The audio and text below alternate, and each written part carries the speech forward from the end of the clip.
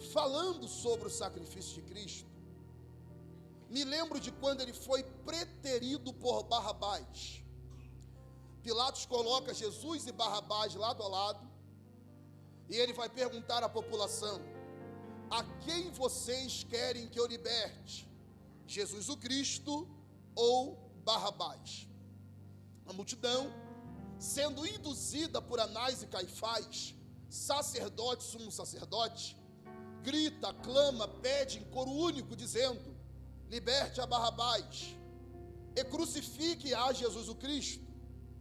Quem sabe alguém diria: pastor Marcos Paulo, eu me lembro de quando ele estava lá em Cesaré de Filipe, Mateus capítulo de número 16, 6 meses antes da sua morte. Ele reúne os seus discípulos e ele vai dizer a eles: eis que a minha hora está chegando.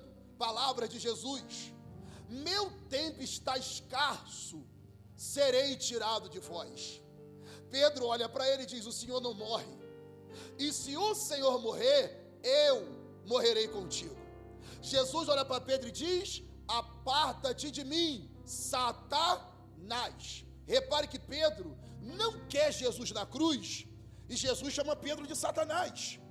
Porém Judas, lá no Getsêmani, vai traí-lo com um beijo no rosto. Jesus vai olhar para Judas e vai falar: com um beijo me traístes, amigo. Falei: está errado.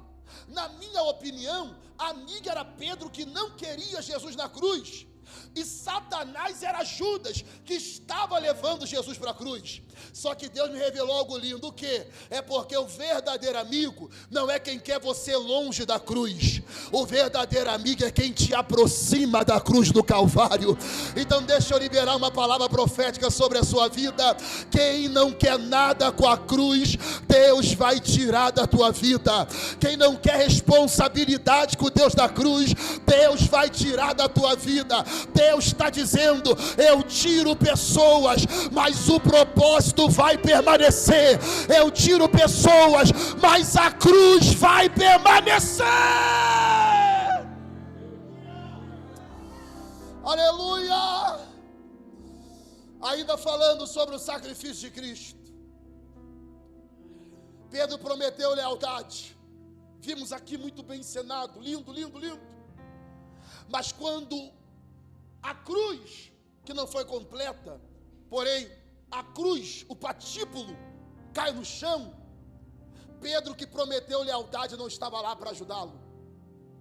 6 meses antes da morte, Pedro disse: se necessário for, eu morro contigo. Mas na hora que a cruz caiu no chão, Pedro correu. Só que Deus já sabia que Pedro ia falhar. Sabia, pastor? Sabia. Porque para Simão Pedro, que falhou, Deus foi lá em Cirene, 730 quilômetros de Jerusalém, na casa de outro Simão, chamado Simão Cirineu. Tirou ele de casa e levou ele para Jerusalém. Por quê? Porque Deus sabia que Simão Pedro ia falhar, a cruz ia cair, mas ela não podia ficar no chão. Glória a Deus. Deus leva Cirineu para lá por um motivo, pastor Carlos Henrique. Por quê? Porque para cada pessoa que nos promete lealdade, e na hora que você precisa, pula do barco, Deus sempre terá um Cirineu para te ajudar, mas a cruz não vai ficar no chão.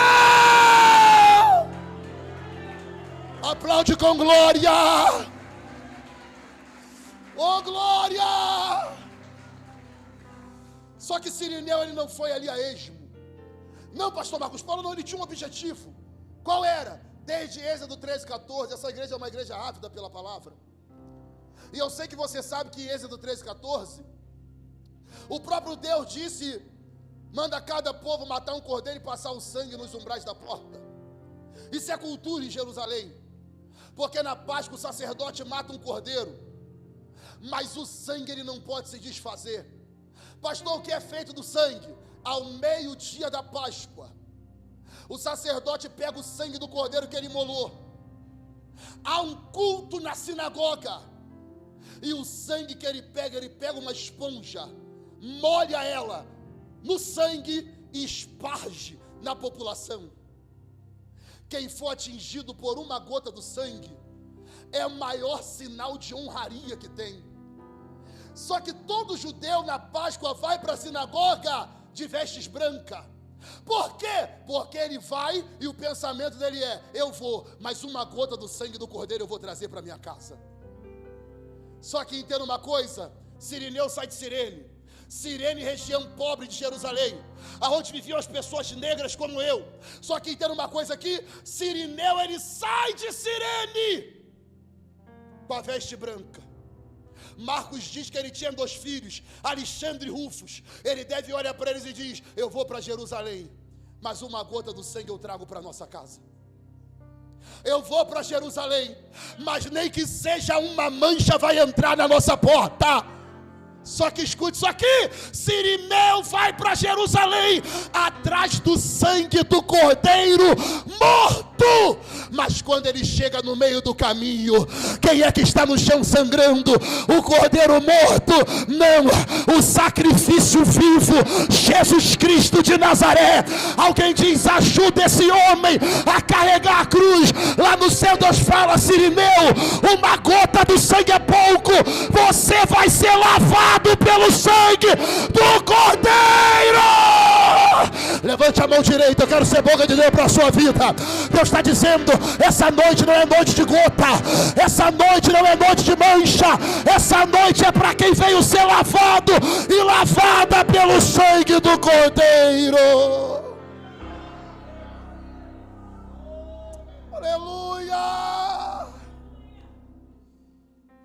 Ele passa a curva da Fortaleza Antônia, aonde vivia Pilatos.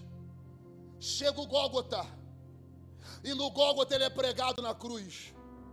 Quando Jesus é pregado na cruz, eu lembro de Gálatas capítulo 2, verso 20.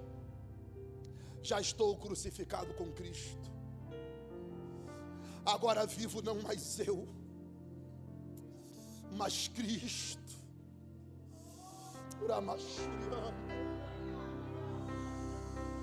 Eu não vivo mais, quem vive em mim, pastor Ednelson, é Cristo. Pastor Alessandra, pastor Juliano, igreja do Senhor, quem está crucificado com Cristo tem 3 dificuldades, mas eu só vou falar uma. Qual é, pastor? Um crucificado com Cristo, ele não consegue olhar para trás. Por que não, pastor Marcos Paulo? Está vendo a cruz? Está vendo a parte de cima? Ela está aqui, ó. A cruz não te permite mais olhar para trás. A cruz só te permite olhar para frente, para o alvo, para Cristo. É por isso que essa noite tem gente que está na luta, mas está aqui adorando. É por isso que essa noite tem gente que está na prova, mas está aqui adorando. É por isso que o inferno se levanta, mas você está aqui adorando. Por quê? Porque você não pode mais olhar para trás, você só pode olhar para o alvo.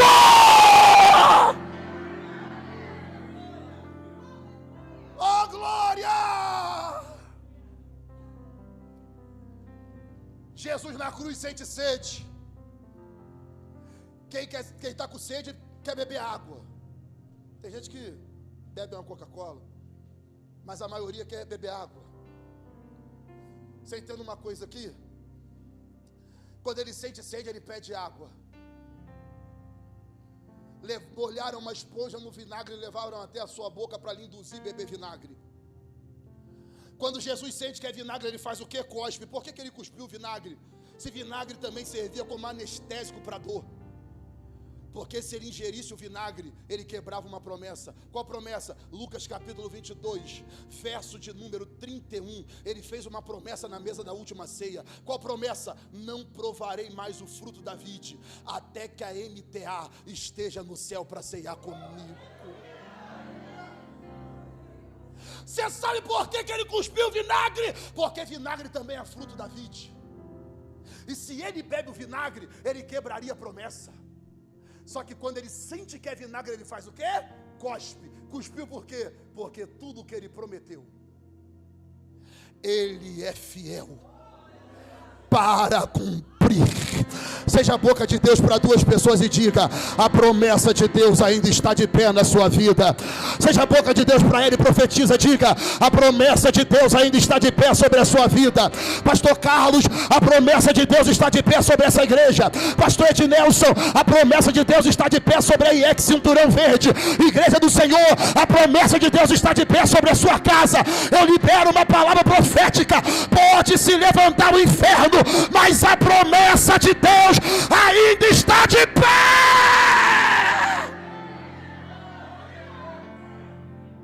Aleluia! Ele é perfurado abaixo da costela, sai dois líquidos: água e sangue. Água para purificar, sangue para santificar. Quando Jesus foi perfurado na cruz, saiu água e sangue. Uma mulher, quando dá a luz, sai dois líquidos: água e sangue. Quando Jesus foi pendurado na cruz e é perfurado, saiu água e sangue. Sabe por quê? Porque a MTA não nasceu há 9 anos atrás. Não, pastor. A MTA nasceu no dia que Jesus foi perfurado lá na cruz. No dia que saiu água e sangue dele lá, essa igreja nasceu. Lá na cruz ele já via gente adorando hoje nos 9 anos dessa igreja. Lá na cruz, pastor Ednelson, ele já via Matos Nascimento no púlpito do templo novo dessa igreja. Eu vou liberar a palavra. Ele já viu, ele se entregou por nós. Ele não teve usurpação ser igual a Deus, mas esvaziou-se de si mesmo, para que hoje pudéssemos adorar e glorificar ao seu nome.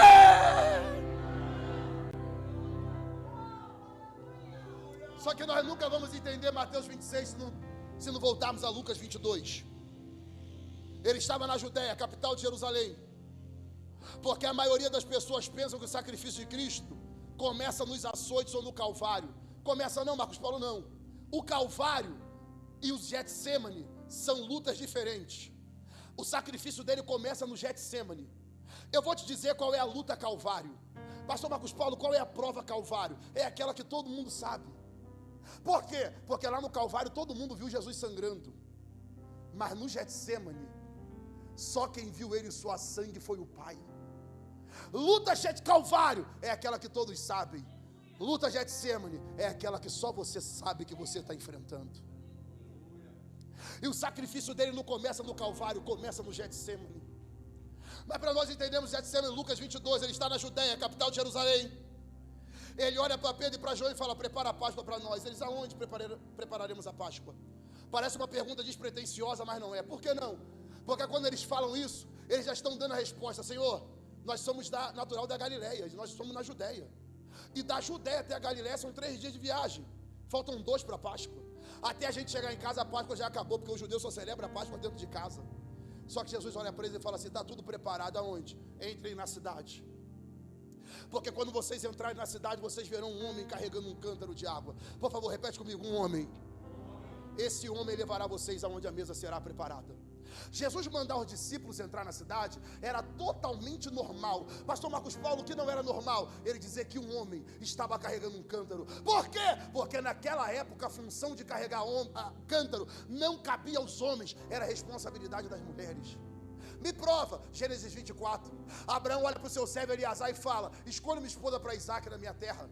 Ele viaja até as terras de Abraão. Chegando lá, ele vê as donzelas pegando água do poço. Ele para o seu camelo. A Bíblia diz que ele faz uma oração a Deus: Senhor, aquela donzela que vier me servir água, e também dê água aos meus camelos, com a água do seu cântaro, essa é a esposa que o Senhor escolheu para Isaac. A Bíblia diz que Rebeca chega até ele, olha para ele e fala: Senhor, posso lavar suas mãos e os seus pés e lhe dar água para beber? Ele fala: pode. Quando ele pensa que ela está indo embora, ela fala: eu estou indo, mas eu também vou buscar água para os seus camelos, com a água do meu cântaro. João capítulo 4, ele encontra a mulher samaritana ao meio-dia no poço de Jacó, e a Bíblia diz que ela tinha um cântaro de água em suas mãos. Só que pastor Carlos Henrique, se Jesus dissesse assim: na cidade tem uma mulher carregando cântaro, eles ficariam perdidos. Por quê? Porque tinha mulher carregando cântaro para todo lado. Mas quando ele diz assim: tem um homem carregando cântaro, ele está dizendo: na cidade tem alguém fazendo a diferença.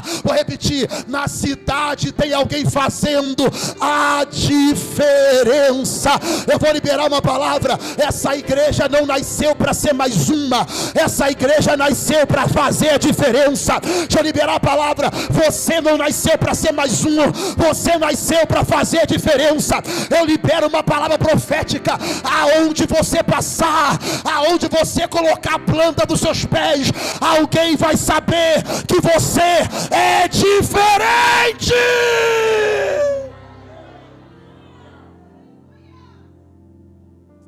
Aleluia.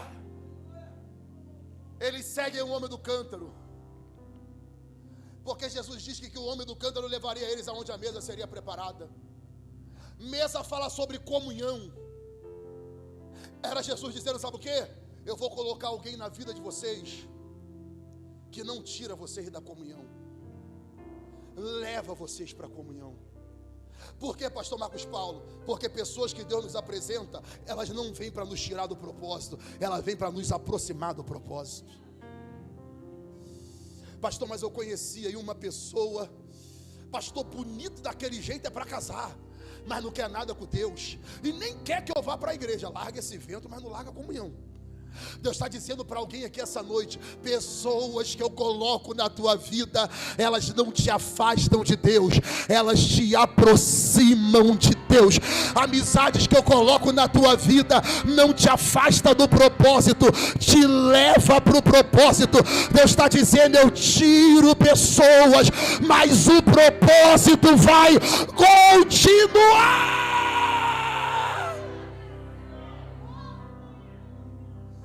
Pedro e João chegam na casa, emolam um cordeiro, preparam a Páscoa. Só que os outros discípulos chegam, pastor Carlos Henrique, e começa uma discussão entre eles totalmente desnecessária. Marcos Paulo, qual é a discussão? Quem dentre nós é o maior? Por que eles estão brigando para ver quem é o maior? Porque quem fosse considerado o maior sentava ao lado do anfitrião na mesa. Isso era sinal de honra. Aí um começa: eu sou o maior, o outro: maior sou eu. Não sou maior, tu não quer, maior sou eu. Aí Jesus chega na casa, ele sabe para que é a briga, ele sabe o que está acontecendo, só que ele dá uma de desentendido. Ele olha para eles e fala assim: estão brigando para quê? Pastor Ednelson, eles falam para ver quem senta do seu lado na mesa. Jesus essa briga aí é por causa de posição? Essa briga aí é por causa da cadeira? Ainda que na mesa do judeu não tenha cadeira, porque todos sentam no chão, mas é na nossa cultura. Então já que vocês estão brigando por causa de posição, para ver quem é o maior, para ver quem senta onde na mesa, faz melhor. O que? Senta aí vocês. João fala que quando ele olha para o lado, ele vê um avental.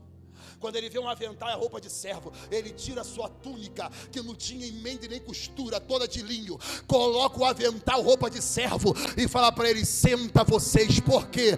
Porque eu vou servir vocês, e depois eu vou lavar os pés de vocês. Mas por que, Jesus? Se tudo foi feito para o Senhor, se o Senhor é o maior. Aí ele diz: é porque aqui na terra o maior é quem senta na mesa, mas lá no céu o maior não é quem é servido, o maior é aquele que serve. Aplaude com glória.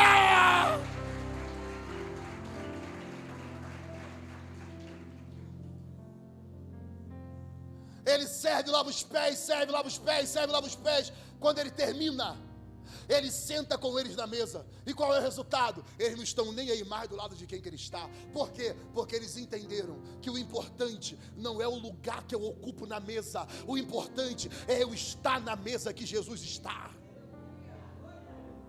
Seja a boca de Deus para duas pessoas. Fala para ela assim: o importante não é o cargo que você ocupa na igreja. Fala para ele: o importante é você estar na mesa. Fala para alguém: o importante é você estar na mesa. Aí alguém está olhando para alguém assim, está dizendo: e aí, está lá na MTA ainda com o pastor Carlos Henrique, pastor Juliano, pastor Alessandra Tro, já é pastor? Não sou e nem estou preocupado, mas estou na mesa. Já é evangelista? Não sou e não estou preocupado, eu estou na mesa. Eu não quero aparecer. O importante é que ele cresça e que eu diminua.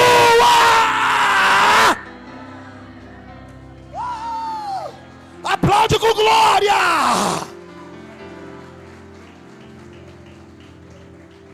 Aleluia.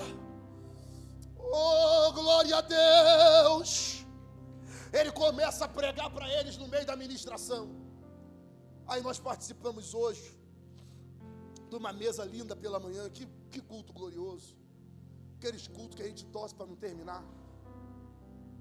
Ele pega o pão e fala: é o meu corpo que será dilacerado por vocês. Foi muito bem falado. Depois eu quero esse áudio. Eu me emocionei ali. Deus me tocou poderosamente. O corpo dele dilacerado pelo azorrai, que seria, ele fala, é o meu corpo que será dilacerado. O azorrai, meu irmão, destrinchava a pele. Era um chicote tão temido que quase não era usado pelos romanos. Porque tinha gente que não aguentava o azorrai e entrava em óbito antes da crucificação. Mas eles dilaceraram o corpo de Cristo com o azorrai e ele aguenta. Aguenta por quê, pastor? Porque Isaías disse que ele seria levado como ovelha muda ao matadouro. Sabe por que ele foi como ovelha muda? Sabe por que Jesus se calou? Se calou por quê? Para que hoje eu pudesse falar dele para a gente. É por isso que ele se cala. O corpo dele, ele fala, é o meu corpo que será dilacerado. Está vendo os cálices? É o meu sangue que será derramado. Só que no meio da ministração ele fala de ser que entre vós tem um traidor. Aí a briga que há pouco tempo é para ver quem é o maior, agora é para ver quem vai trair. Será que é fulano, ciclano, beltrano? Quem será que é? João capítulo 13. A Bíblia diz, pastor Carlos Henrique, pastor Ednelson, igreja do Senhor. A Bíblia vai dizer que Pedro faz um sinal para João. Pergunta a ele se sou eu. João vai no ouvido do mestre e fala assim, quem é o traidor? Quem vai te trair? Jesus olha para João e fala assim, aquele que eu molhar o pão e pôr na sua boca, esse é o que me trai. Ele molha o pão e coloca na boca de quem? De Judas. Sabe qual é o meu pensamento? Se Pedro pediu para João perguntar, é porque João estava do lado dele na mesa, senão o próprio Pedro haveria perguntado. Mais uma, ele molha o pão e coloca na boca de quem? Judas. De quem? A Bíblia não diz que o pão passou de mão em mão e Judas comeu. Nem que Jesus se levantou, foi a Judas e pôs o pão na sua boca. Da onde ele estava, a mão dele alcançou a boca de Judas. É sinal que Judas também estava do seu lado. De um lado mais amado, do outro traidor. Existem duas honrarias de Jesus na vida de Judas aqui. Qual é a primeira? Colocar ele do seu lado. Ele sentou do lado dele, ele fez questão de sentar do lado dele. Qual é a segunda? A maior honraria judaica é molhar o pão na refeição e colocar na boca de alguém. Esse é o maior sinal de honra. Mesmo Jesus sabendo que Judas era o traidor, ele honrou Judas. Eu me perguntei, como que Jesus consegue honrar quem ele sabe que vai lhe trair? Aí Deus me respondeu algo lindo, porque o caráter de Judas não mudou o caráter de Jesus. É Deus dizendo para alguém aqui essa noite o quê? Você não vai perder a sua essência por causa de ninguém, por causa de nada. Aleluia! Deus está dizendo, nada vai tirar a essência que eu coloquei em você. Pastor, mas estão falando mal, deixa falar. Continue com a sua essência. Alguém está dizendo, fala mal também. E você diz, eu não posso, por quê? Porque eu tenho o caráter de Cristo.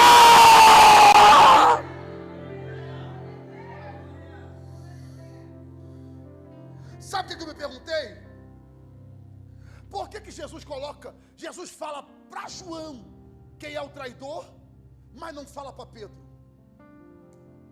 Porque Jesus conhecia o temperamento dos dois. Se Jesus falasse assim, Pedrão, fala Senhor, Judas vai me trair. Pedro ia tirar a espada da bainha, Judas, fala, chegou a hora de morrer. Pedro era sanguinário, gostava de espada.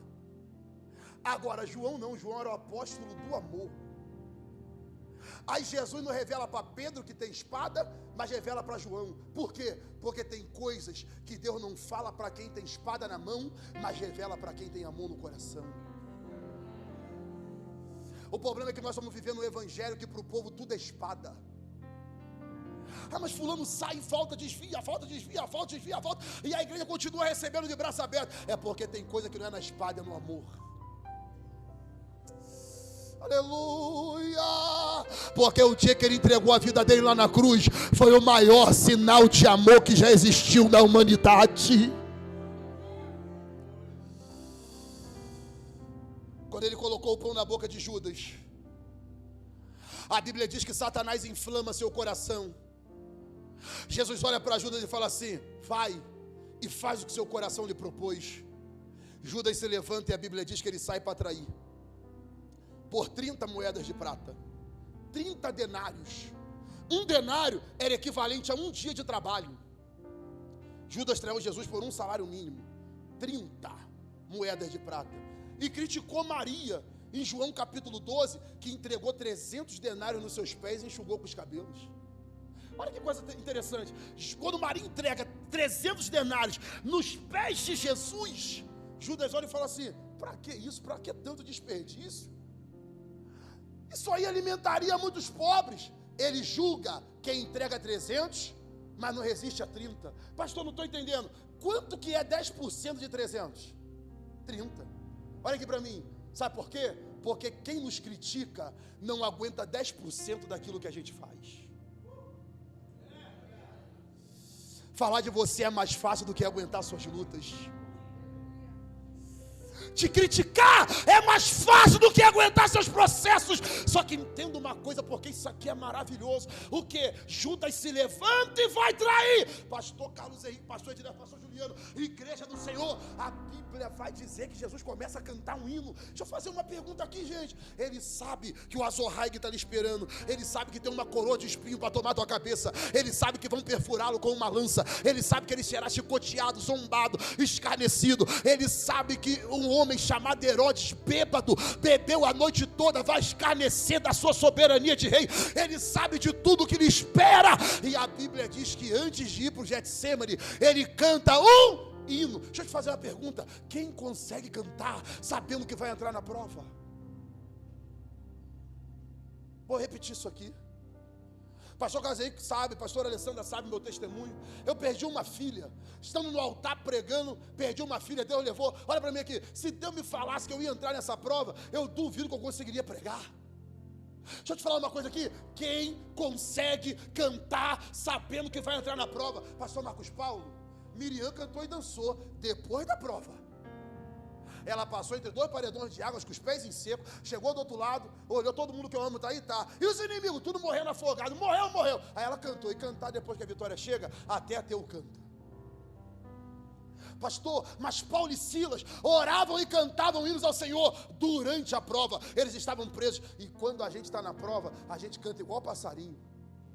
Pastor, a gente acorda, canta, almoça, canta, café da tarde canta, janta canta, e se for casado, pede o cônjuge para filmar, porque até dormindo você está cantando, está na prova.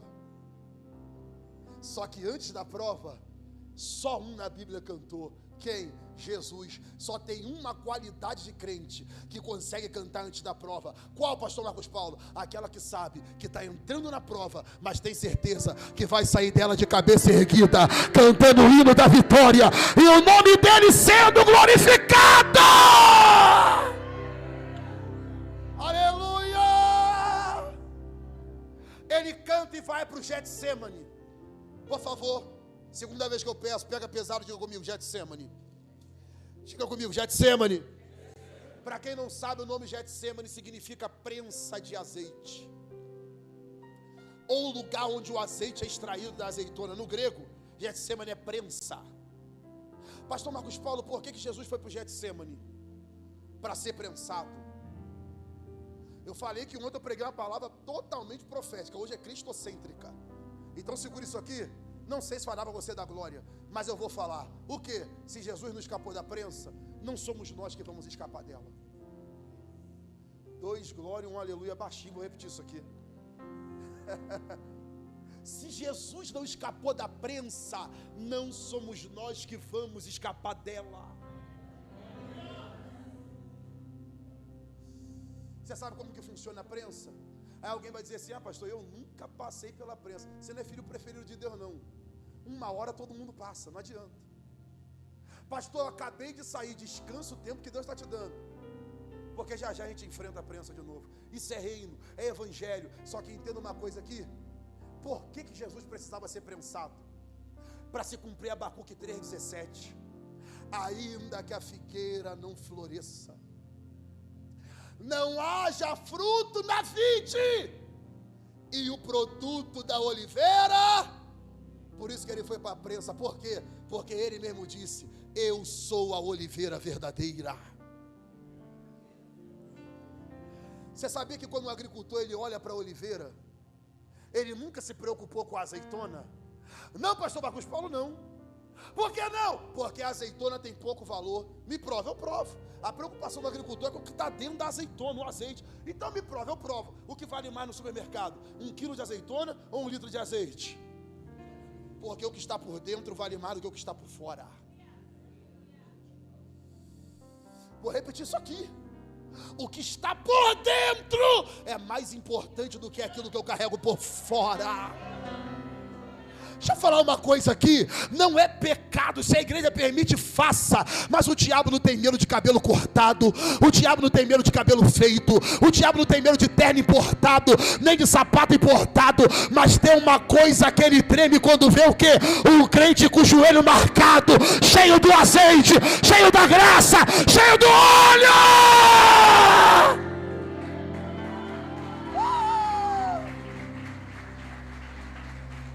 A unção que eu carrego por dentro é mais importante do que a minha estética por fora.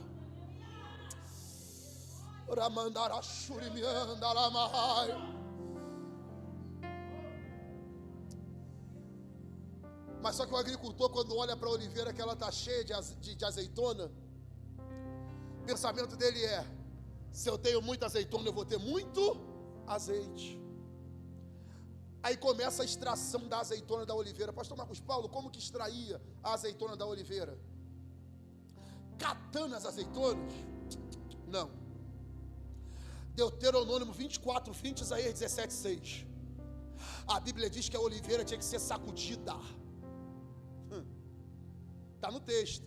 Deuteronômio 24, 20, Isaías 17, 6. E no sacudir da oliveira, extrairá a azeitona e tirará dela o azeite. Olha para mim aqui. Não era catando, era sacudindo a oliveira, era assim, ó. Aí tem gente que entrou aqui essa noite, pastor Carlos Henrique: pastor, quero conversar com o senhor depois do culto. Pastora, posso conversar com a senhora? O que houve, meu filho? O que houve, minha filha? Eu vou parar, porque o diabo está se levantando, o inferno está furioso, o vento está soprando. Aí Deus está olhando lá do céu e está dizendo: o diabo não tem nada a ver com isso. Não, sou eu que estou te sacudindo mesmo. Eu sou o agricultor. Pastor, mas qual é o objetivo de Deus em me sacudir? E extrair o melhor que você tem. É quando Deus nos sacode, que Ele tira da gente o azeite. É quando Deus nos sacode, que a melhor adoração sai. É quando Deus nos sacode, que a melhor glória a Deus sai. É quando Deus nos sacode, que a melhor oferta é entregue. É quando Deus nos sacode, que a gente libera o melhor que nós temos.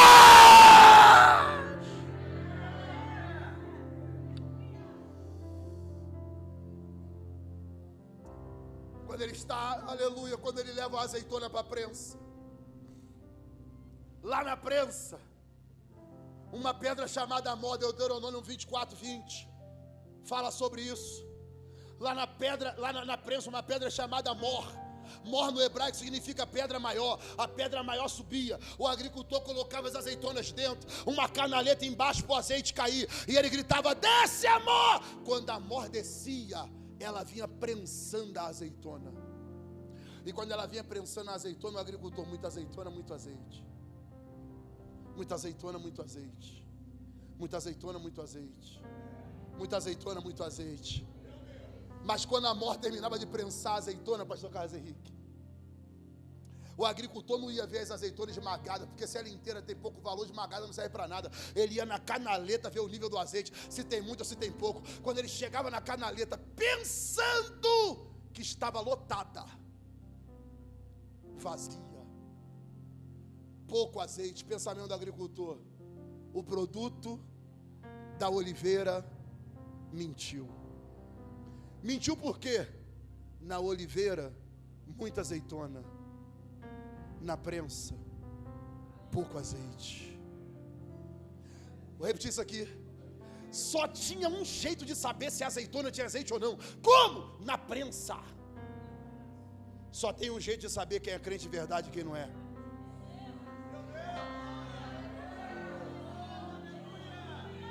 Fala para alguém: é a prensa que revela quem é quem. Diga para ele: É na hora da prensa que Deus sabe o nível de adorador que você é. É na hora da prensa que Deus sabe o nível de adoração que você carrega. Porque tem gente que enquanto está tudo bem, é o maior crente do mundo, dá glória, dá aleluia, mas quando a prensa vem, vou parar, vou desistir.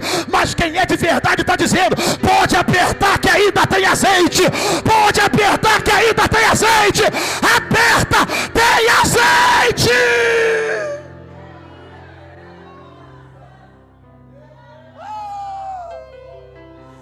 Glória a Deus. Deixa eu fazer uma pergunta: tem azeite aí? Começa a caminhar para o fim. Começa a caminhar para o fim. Meu pastor fala que quem fala muito não volta. Escute isso aqui. Aleluia. Só que a prensa é necessária. Não corra da prensa. Não, pastor, não devo correr, não corra. Por quê? Porque foi na prensa que a máscara de Judas caiu. Deus permite a prensa para mostrar quem é de verdade e quem não é. Por quê? Porque na prensa um trai, mas 11 olham para ele e falam: nós vamos entrar na prensa com você. Você viu que para um que traiu, Deus deu 10 a mais para entrar com ele na prensa? Por quê? Porque tem mais gente torcendo para essa igreja vencer do que gente torcendo para ela dar errado.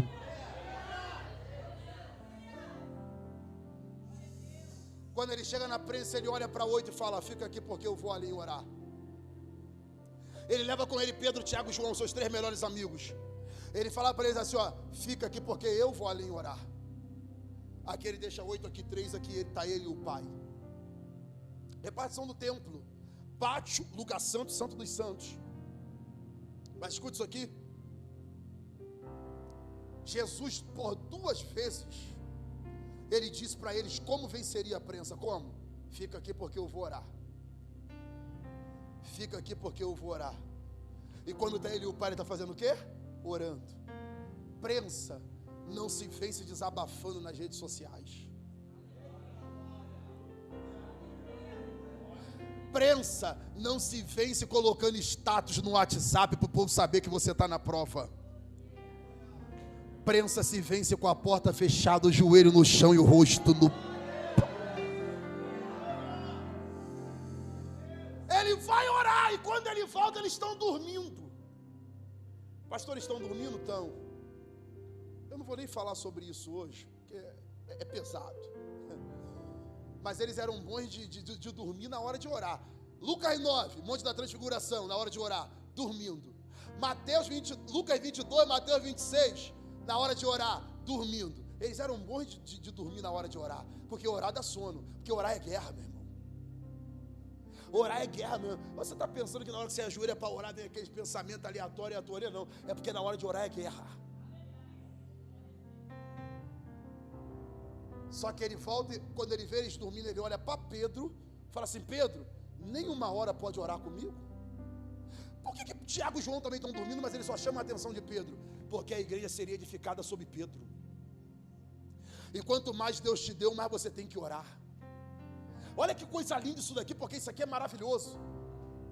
Ele volta e fala para Pedro assim: Pedro, nem 1 hora pode orar comigo? E aqui eu começo a encerrar a mensagem. Nem 1 hora. Fica com isso aqui no seu coração. Nem 1 hora. Olha aqui para mim.